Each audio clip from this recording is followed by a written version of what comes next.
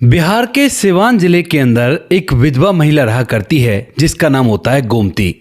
गोमती जिसकी सबसे बड़ी बेटी की शादी होने वाली है और उसका कोई भाई नहीं है। तो इसी बात को लेकर एक शाम वह काफ़ी ज़्यादा परेशान अपने घर में बैठी रहती है। लेकिन तभी अचानक से उसके छोटे से कीपैड वाले फ़ोन पर एक फ़ोन आता है और वो कहता है कि बहन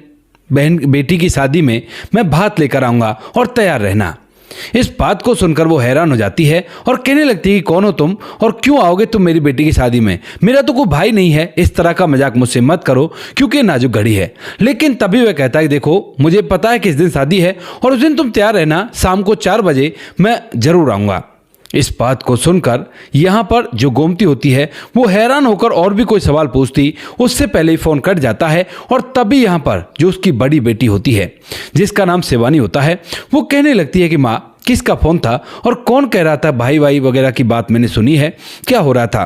तो उसके बाद जो माँ होती है वह अपनी आंखों में आंसू ले आती है, कहने लगती कि बेटी शायद किसी को हमारी ज़िंदगी में दखल देने से मज़ा आ रहा है और इसी वजह से किसी ने फ़ोन करके कहा है कि मैं भात लेकर आऊँगा और उस दिन तैयार रहना। कभी कभी मुझे लगता है कि शायद वो सच में ही आएगा और कभी लगता है कि कोई ना कोई हमारे मज़े ले रहा है। अब इस बात को सुनकर जो बेटी होती है वह कहती है कि अभी मुझे फ़ोन दो माँ, मैं अभी पता करती हूँ। लेकिन माँ कहती है नहीं बेटा, क्या करेगी पता करके, कोई भी नहीं है, तुम्हें तो पता है कि तेरा कोई मामा ही नहीं है क्योंकि बचपन से ही ना तो मेरा कोई भाई था और इसी वजह से मेरी माँ भी यहाँ पर रहा करती है। छोड़, किसी को और क्या इस बात को कितनी आगे बढ़ाएगी, अगर बात आगे ज़्यादा बढ़ेगी तो लोगों में ये बात फैलेगी और सभी लोग हम पर इस बात को लेकर हंसेंगे। इस बात को कहकर माँ मना कर देती है और तभी यहाँ पर जो बेटी होती है वो कहने लगती है कि पक्का ये सबको चाची का किया धरा होगा। अब इस बात को सुनकर वो कहने लगती है कि वो कैसे। तो यहाँ पर वो कहती है कि जब तुम कह रही थी ना कि मेरा कोई भाई नहीं है, अब भात कौन भरेगा, मुझे अकेले कोई सब कुछ देखना होगा, ज़्यादा रुपया पैसा भी नहीं है, कैसे कैसे करूँगी। तब उसी समय जो चाची थी वो बाहर से निकल कर जा रही थी, शायद उस समय उसने सुन लिया होगा और इसी वजह से जब उनसे हमारी लड़ाई हुई है तो वो लोग इस बात को हमें मजाक बनाने के लिए ये सब कुछ करवा रही होगी, किसी से उसने फ़ोन करवाया होगा। अब इस बात को सुनकर जो माँ है वो कहती है कि छोड़ इन बातों को, तू अपनी शादी की तैयारी कर और शादी का दिन नज़दीक आ रहा है। यहाँ पर जो गोमती होती है उसे कहीं ना कहीं मन में लग रहा था कि शायद जिस व्यक्ति ने फ़ोन किया है वो ज़रूर आएगा, क्योंकि ये सारी बातें तो हो गई थी, लेकिन जो उसके कहने का तरीका था फ़ोन पर कि बहन चिंता मत कर, मैं ज़रूर से आऊँगा और तू तैयार रहना, शाम को 4 बजे मैं ज़रूर आऊँगा, ये बात थोड़ी कॉन्फिडेंशियल वे से थी। तो इसी वजह से यहाँ पर जो गोमती है वो सोचने लगती है कि कहीं ऐसा तो नहीं सच में कोई आए भात वगैरह देने के लिए। तो इसी वजह से वो 50-50 में थी, यानी कि एक मन तो उसका ऐसा कह रहा था कि भाई नहीं आएगा और एक मन कह रहा था कि वो पक्का आएगा। तो इसी वजह से धीरे धीरे समय बीतता है और समय के साथ साथ जैसे ही 4 बजते हैं उस दिन के, तो 4 बजे अपने आप घड़ी पर उसकी निगाह जाती है और उसके बाद जो गोमती होती है वो बाहर दरवाजे पर आकर खड़ी हो जाती है। लेकिन जैसे वो दरवाजे पर खड़ी होती है तो उसी दौरान गली के अंदर, जिस गली में उनका घर था, एक बहुत बड़ी कार आकर रुकती है, जिस कार के अंदर शायद कोई अमीर व्यक्ति बैठा हुआ था। वह कार जैसे ही दौड़ती हुई इसके दरवाजे तक आती है तो यहाँ पर पहले तो वो सोचती है कि किसी और के पास जा रही होगी, लेकिन उस कार के पीछे एक और कार और उस कार के पीछे एक और कार, यानी कि लाइन लग जाती है। लगभग 10 से 12 लग्जरी गाड़ियाँ उसके दरवाजे आकर खड़ी हो जाती हैं और जो सबसे पहली गाड़ी होती है उसके अंदर से एक लड़का निकलता है जो कि जवान था, खूबसूरत था और अच्छे खासे कपड़े उसने पहन रखे थे।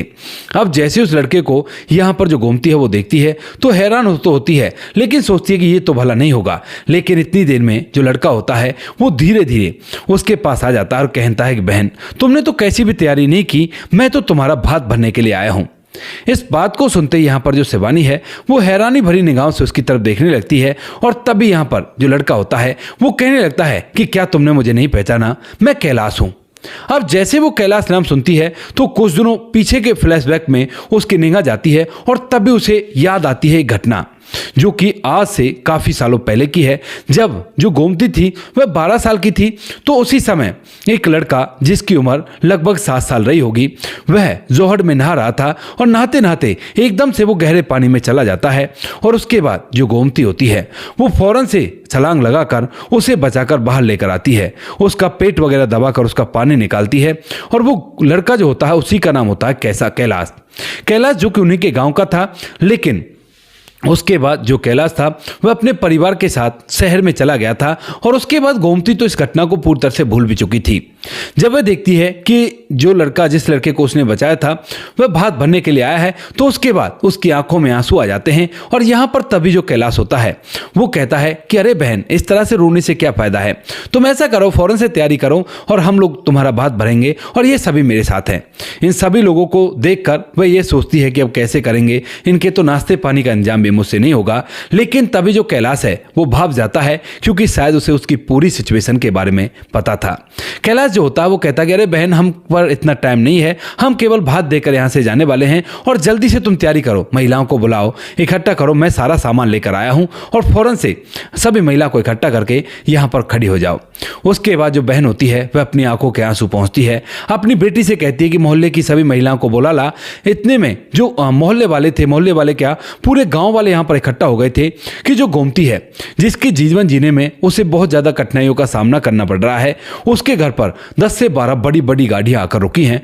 और उनसे महंगे महंगे कपड़े पहने हुए लोग बाहर उतरे हैं। उसके बाद यहाँ पर जो कैलाश होता है वह अपनी बहन से जब तैयारी की कहता है तो महिलाएं भी, गांव की जो महिलाएं होती हैं वो भी इकट्ठा हो गई थी। और इकट्ठा होने के बाद अब ये बहुत अच्छी एक चुंदरी लाता है, देहात में चुंदरी उड़ाई जाती है भात देते टाइम में, और उस चुंदरी को अपनी बहन को उड़ाता है और बहन की आंखों में आंसू आ जाते हैं। उसके बाद वह जो भी रस्म रिवाज होते हैं उनके थ्रू उनसे भात लेती है और जैसे ही भात कंप्लीट होता है, यानी कि कपड़े वगैरह जो कुछ भी वो अपनी तरफ से लाया था वो इतना था कि जितना उस महिला ने यानी कि गोमती ने अपनी बेटी को शादी में देने के बारे में नहीं सोचा था, उससे ज़्यादा वो कपड़े वगैरह और गहने वगैरह उस लड़की के लिए ले आया था। उसके बाद जब ये बात की रस्म कंप्लीट हो जाती है तो यहाँ पर जो कैलाश है वो अपने सभी उन दोस्तों से जिनको अपने साथ लेकर आया था उनसे कहता है कि भाई देखो, मेरा भात बन गया, तुम्हारा बहुत बहुत धन्यवाद और अब आप लोग जा सकते हो। तो उसके बाद वो लोग भी अपनी बहन से यानी कि गोमती से विदा लेते हैं और वहाँ से जाने लगते हैं।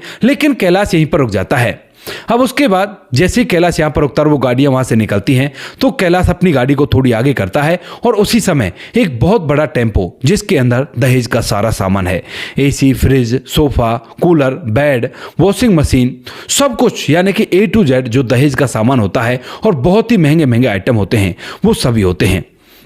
अब इन सभी बातों को देखकर यहाँ पर गोमती की आंखों में फिर से आंसू आ जाते हैं और वो कहने लगती है कि बेटी, भैया क्या ज़रूरत थी इस बात की। तो उसके बाद वो कहने लगता है कि अरे बहन, ये बताओ कि अगर उस दिन आप मुझे उस पानी से ना निकालती तो मैं जिंदा ही नहीं हो पाता, और अगर मैं जिंदा नहीं रहता तो भला ये सब कुछ तुम्हारे लिए कैसे कर देता। मैं तो अगर तुम्हारे लिए अपनी जान को भी न्यौछावर कर दूँ तो भी बहुत ही कम है। इन चीज़ों के बारे में ज़्यादा गौर मत करो और अब मुझे अंदर ले जाओ। मैंने उन लोगों को तो भेज दिया है ताकि मुझे अकेले को तो तुम कुछ खिला पिला सको, तुम्हारे घर का नाश्ता पानी मुझे करना है। इस बात को सुनकर गोमती फिर से अपनी आंखों के आंसू को पहुंचती है और उसके बाद अपने उस भाई को, जिस भाई को वो पूरी तरह से भूल चुकी थी, घर के अंदर बुलाती है। वहां पर बैठते हैं, बैठने के बाद बातचीत होती है और बातचीत के दौरान जो गोमती होती है वो पूछने लगती है कि भैया, जब इतने दिनों से आप मेरे पास नहीं आए तो आज अचानक से ऐसे समय पर आप कैसे आ गए और आपको कैसे पता चला। तो उसके बाद यहाँ पर जो लड़का कैलाश होता है वो कहता है कि बहन, जिस तरह से तुम भूल चुकी थी कि तुम्हारा कोई भाई भी है, उसी तरह से मैं भी भूल चुका था कि मेरी कोई बहन भी है, क्योंकि उस समय जब तुमने मुझे बचा दिया था तो मेरी उम्र 7 साल थी और 7 साल की उम्र में जब मैं अपने घर जाता हूँ तो धीरे धीरे खेल कूद में इन सारी बातों को भूल जाता हूँ। धीरे धीरे समय बीता और समय के साथ साथ पिता हमें लेकर शहर आ गए थे और शहर में पिताजी का अच्छा खासा रोजगार चलता है। रोजगार चलने की वजह से हमारे पास अच्छा खासा रुपया पैसा है और इस बारे में तो गोमती को भी पता था, लेकिन वो ये भूल चुकी थी कि उसने छोटे से कोस को बचाया था और इसी वजह से वो ये तो जानती थी कि उनके पास अच्छा खासा रुपया पैसा है, लेकिन उसे ये नहीं पता था कि उनका बेटा उनका भात भरने के लिए आ जाएगा। तो गोमती कहती है कि हाँ मुझे पता है, अच्छा खासा रुपया पैसा आपके पास था, शहर में बहुत बड़ा घर आपका था, बड़ी बड़ी गाड़ियाँ थी, जो कि कभी कभार जब देवी देवताओं के दर्शन करने के लिए होली दिवाली पर तुम्हारा परिवार जब आया करता था तो मैं देखा करती थी कि बहुत बड़ी गाड़ी में आप लोग आया करते हैं। तो उस बात को सुनकर वो कहता कि हाँ। उसके बाद धीरे धीरे समय बीता और समय के साथ साथ मैं बड़ा हो जाता हूं और बड़ा होकर अपने पिता के बिजनेस को संभालने लगता हूं। अब तभी जब पिता की तबीयत खराब होती है और उनके अंतिम दिन होते हैं तो उसी समय पिता जो होते हैं वो कहते हैं कि बेटा देख, अब तू बड़ा हो गया है और तेरे पास रुपए पैसों की कोई दिक्कत नहीं है, लेकिन अपनी जड़ को मत भूलना। वो पूछता है कि मतलब क्या है पिताजी। तो वो कहता है कि गांव को मत भूलना, गांव की उस जौहर को मत भूलना और उस लड़की को मत भूलना जिसने 7 साल की उम्र में तुम्हें जीवन दान दिया था। इस बात को सुनकर यहाँ पर जो लड़का होता है वो कहता है कि पिताजी आप किसकी बात कर रहे हैं। तो उसके बाद पिता पूरी कहानी उसे दोबारा से बताता है, क्योंकि धुंधली धुंधली उसे याद थी, तो वह उसके पिता के एड्रेस के साथ साथ पूरी बात उसे बता देता है कि वहां पर वो उसका पिता है और उस लड़की का नाम गोमती है, और गोमती ने तुम्हें बचाया था। अगर उस टाइम पर गोमती ना होती तो तू आज हमारे पास नहीं होता। तो यहाँ पर जो लड़का होता है वो कहता है कोई बात नहीं पिताजी, बिल्कुल नहीं भूलूंगा, लेकिन पहले आज आपकी तबीयत का जो है मायना लेकर बहुत जरूरी है। इसके बाद पिता की तबीयत के लिए वो डॉक्टर साहब बुलाते हैं और डॉक्टर साहब बुलाकर उनका ट्रीटमेंट वगैरह करते हैं। तो पिता तो बच जाते हैं, लेकिन उसके बाद उसके दिमाग में गोमती की वो कहानी बार बार घूमने लगती है, जब गोमती ने उसे जीवन दान दिया था। इसी वजह से जो लड़का होता है वह पहले तो खुद गांव जाता है और गांव जाकर गोमती के बारे में पता करता है। अब जब गोमती के बारे में वो पता कर लेता है तो उसके बाद उसे पता चलता है कि गोमती का जीवन पूरी तरह से कष्ट में व्यतीत हो रहा है, क्योंकि ना तो यहाँ पर गोमती का कोई भाई था, उसके माता पिता थे, और जब पिता इस दुनिया को छोड़कर चले जाते हैं तो उसके बाद गोमती ने बड़े संघर्षों से अपनी माँ का और अपना पेट भरा। उसके बाद उसने शादी कर ली और शादी होने के बाद माँ को लगा कि अब बेटी की जिंदगी आराम से व्यतीत हो जाएगी, कोई भी दिक्कत नहीं है। और उसके बाद जब गोमती की शादी हो गई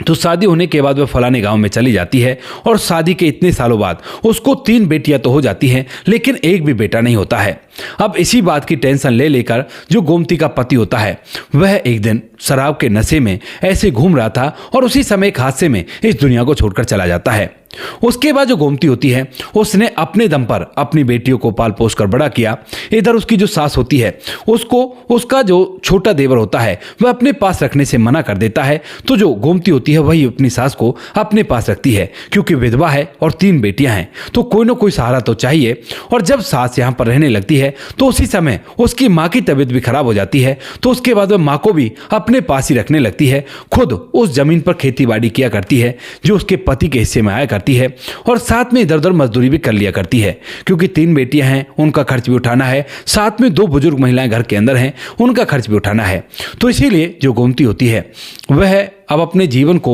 इस तरह से जी रही है कि मानो उसे जीवन से कोई खास उम्मीद नहीं है, बस उसे जैसे तैसे अब करके अपनी बेटियों के हाथ पीले करने हैं, ऐसा सोचकर वो जीवन जीती है। और अब फिलहाल उसके समय में उसकी जो बेटी है उसकी शादी होने वाली है, लेकिन उसका कोई भाई नहीं है। अब यहाँ पर जब ये बात वो सुनता है, यानी कि जो कैलाश था वो इस बात को सुनता है, तो मन ही मन सोचने लगता है कि भाई क्यों ना, अब ये मौका भी है, क्यों ना इसकी बेटी की शादी में भाती बनकर चला जाऊं और इसकी बेटी का भात भरूं।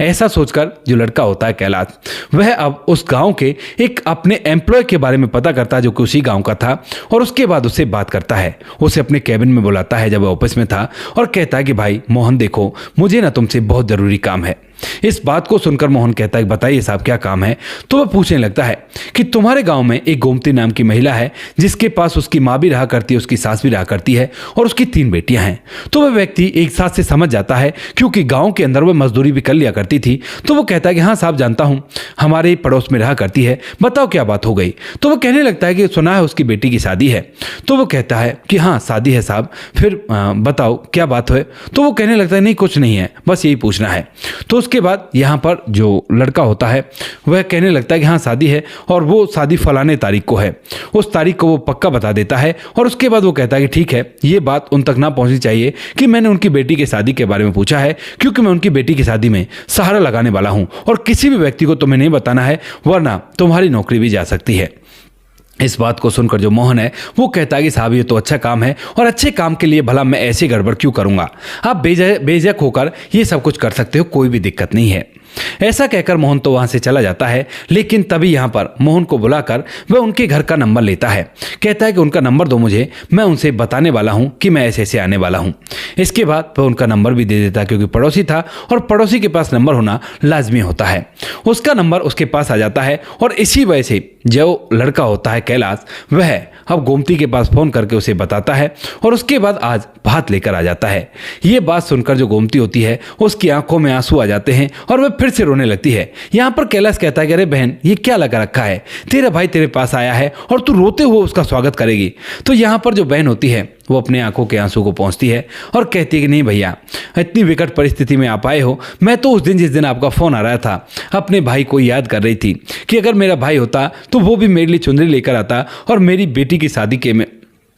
हाथ बटाता। कि भाई थोड़ा बहुत सहारा वो दे देता और मेरी बेटी की शादी अच्छी तरह से हो जाती। तो यहाँ पर वो कहता है कि चिंता मत करो, अब आ गया हूं ना, अब बिल्कुल भी तुम्हें चिंता नहीं करने की जरूरत नहीं है और आज से मैं तुम्हारा सगा भाई से भी बढ़कर हूं और कोई भी प्रॉब्लम हो तो तुम डायरेक्ट मुझसे फोन पर बात कर सकती हो। यहाँ पर जो कैलाश होता है वह अपने पास एक सूटकेस भरकर लाया था पैसों से और सूटकेस को उसके सामने कर देता है। कहता कि वो तो दहेज का सामान हो गया और यहाँ पर जो बात की रस्म थी उसके अंदर हमने जो कुछ देना था वो दे दिया, लेकिन ये पैसे मेरी तरफ से हैं। अपनी बेटी की शादी धूमधाम से करो और कोई भी दिक्कत लेने की जरूरत नहीं है। कैसी भी परेशानी हो तो मेरा नंबर तुम्हारे पास है, मुझे फोन मिला देना। ये बातें हो ही रही थी तभी वो पड़ोस का व्यक्ति आ जाता है और जब उसे ये सारी बातें पता चलती है क्योंकि वो खेतों पर था और जब उसे पता चलता है कि उसका भात भरने के लिए बहुत बड़ी बड़ी गाड़ियों वाले आए हैं, इतना पैसा दिया है, ये दिया है, तो जैसे उसे खबर होती है तो उसके बाद वो भागा दौड़ा आता है और यहाँ पर आकर जब अपने सर को देखता है तो कहता है कि साहब आप आ गए, आप मुझे एक बार बता तो देते पहले ही कि इस टाइम पर आने वाला हूं, मैं भी आपका ये सारा नज़ारा अपनी आंखों से देखने वाला था। तो उसके बाद वो कहता कि कोई बात नहीं बता पाया तो ये कोई बड़ी बात नहीं है और तुम इनकी शादी में जो भी कोई बाहर भीतर का काम हो उस सारे काम को करवा देना, उसके लिए मैं तुम्हें अलग से पैसे दे दूंगा। लेकिन मोहन मना कर देता, कहता कि नहीं सर, ये भलाई का काम है और इस काम में मैं बिल्कुल भी आपसे पैसे नहीं लूंगा। मैं तो वैसे भी इनकी बहुत ज़्यादा मदद किया करता हूँ, मुझे पता है कि इन्होंने कितने संघर्ष से अपने बच्चों को पाला है। उसके बाद यहाँ पर जो गोमती होती है वो भी कहती है कि हाँ भैया ऐसा ही है, इनका परिवार तो काफ़ी हमारी मदद करता है, कभी कभार जब कोई परेशानी हुआ करती है तो इनके पास ही भाग कर जाया करती हूँ और यही मेरी मदद किया करते हैं। तो यहाँ पर अब जो कैलाश होता है वो कहता है कि बहन देख, अभी इतना टाइम तो मेरे पास नहीं है, लेकिन शादी वाले दिन यानी कि कल मैं ज़रूर आ जाऊँगा और आप अपनी बेटी की शादी में कोई कसर मत छोड़ना और सारे मामा वाले फर्ज मैं ही निभाऊंगा। उसके बाद वो कहती है ठीक है भैया आप चले जाओ, लेकिन किसी दिन टाइम निकाल कर परिवार को लेकर यहाँ पर आना और उसके बाद बैठकर बातें करेंगे। उसके बाद जिस दिन शादी होती है तो शादी वाले दिन वह अपने परिवार को ले आता है, अपने पिता को भी ले आता है, अपनी माँ को भी ले आता है और वहाँ पर पूरा परिवार बिल्कुल भी घमंड को साइड में रखकर पूरी बात को इस तरह से निभाते हैं जैसे कि उनके घर की बेटी की शादी हो। और शादी को संपन्न करने के बाद वो लोग यहाँ से चले तो जाते हैं, लेकिन कहते हैं कि बेटी हम लोग बार बार आते रहेंगे, तुम्हें कोई प्रॉब्लम तो नहीं है। इसके बाद जो गोमती होती है वो कहती है कि कोई प्रॉब्लम नहीं है, आपका ही घर है, आप आ सकते हो। और इसके बाद जो कैलाश है वो लगातार यहाँ पर आया करता है, छोटी मोटी मदद हुआ करती है उसे किया करता है और जो कुछ पैसे बच जाते हैं उन पैसों को गोमती उसे उल्टा देने लगती है। कहती है कि भैया बेटी की शादी से पैसे बच गए हैं, लेकिन जो कैलाश है वो कहता है कि अगर बच गए हैं तो इसे एक अच्छा सा घर बनाओ, उस घर के अंदर आप लोग रहा करना और आप ऐसा करना कल से अगर आपको कोई काम ही चाहिए तो मेरी कंपनी में कर लिया करना, लेकिन इस तरह से दूसरों के घरों पर काम करने के लिए मत जाना। तो यहाँ पर जो गोमती है वो कहती है कि नहीं भाई, अगर हमें थोड़ा बहुत सपोर्ट मिल जाता है तो हम अपनी खेती बाड़ी से अपना जीवन यापन कर सकते हैं। तो उसके बाद वो पूछने लगता है कि कितनी खेती है। तो यहाँ पर जो गोमती है वो बताती है कि 3 एकड़ है और 3 एकड़ से अपना जीवन व्यतीत कर रहे हैं। अंत के दर्जे में अगर कुछ भी नहीं हुआ तो उनको बेच देंगे। तो उसके बाद वो कहता है कि बहन कोई दिक्कत नहीं है, 3 एकड़ खेती में तो आप कोई अच्छा सा रोजगार भी अपना चला सकती हो और जीवन को बड़े आराम से व्यतीत कर सकती हो। यहाँ पर जो गोमती होती है वो कहती है कोई बात नहीं भैया, देखती हूँ कुछ ना कुछ मुझे बताना। तो यहाँ पर जो 3 एकड़ खेती है उसके अंदर ही वो एक ऐसा सा छोटा सा पॉली हाउस बनवा देता है जिसके अंदर फल सब्जियां उगा करती हैं और मजदूर लाकर काम करवाने लगता है। कहता है कि इन खेती को मुझे दे दो और मैं तुम्हें पैसे देता रहूंगा हर महीने और ये खेती भी तुम्हारे नाम ही रहेगी। बहुत बड़ा एम्पायर वो खड़ा कर देता है। और उसके बाद जब उसकी दूसरी बेटियों की शादी होती है तो यहाँ पर यह शादी इस संसार के अंदर बहुत बड़ा नाम ले चुकी थी। और यहाँ पर जब दूसरी बेटियों की शादी उसने धूमधाम से कर दी थी तो इस जिले के अंदर अब उसका जो पहला वाला दामाद था वह साधारण घर से था और वह कह देती है कि बेटी अपने पति को लेकर यहीं पर आ जा, यहाँ पर बहुत बड़ा अच्छा कारोबार चल चुका है और उसको तुम चलाना और हमारी देखरेख करना। तो उसके बाद जो उसकी पहली बेटी का दामाद होता है वो उसके पास रहने लगता है और आज तक भी उनकी अच्छी तरह से देखभाल किया करता है। तो दोस्तों ये थी आज की कहानी जहाँ पर एक भाई इतने सालों बाद आया और आने के बाद उसने तहलका मचा दिया। आप जो कुछ भी कहना चाहते हो अपनी राय कमेंट सेक्शन में लिख सकते हो। इन कहानियों को सुनाने का उद्देश्य किसी को परेशान करना बिल्कुल भी नहीं है। ये कहानी आपको इसलिए सुनाई जाती है ताकि आप लोग इन कहानियों में से कुछ ना कुछ सीख सको और अपने जीवन में उस चीज़ को अप्लाई कर सको। मिलते हैं किसी नेक्स्ट वीडियो नए टॉपिक के साथ, तब तक के लिए जय हिंद, जय भारत, जय हिंदुस्तान।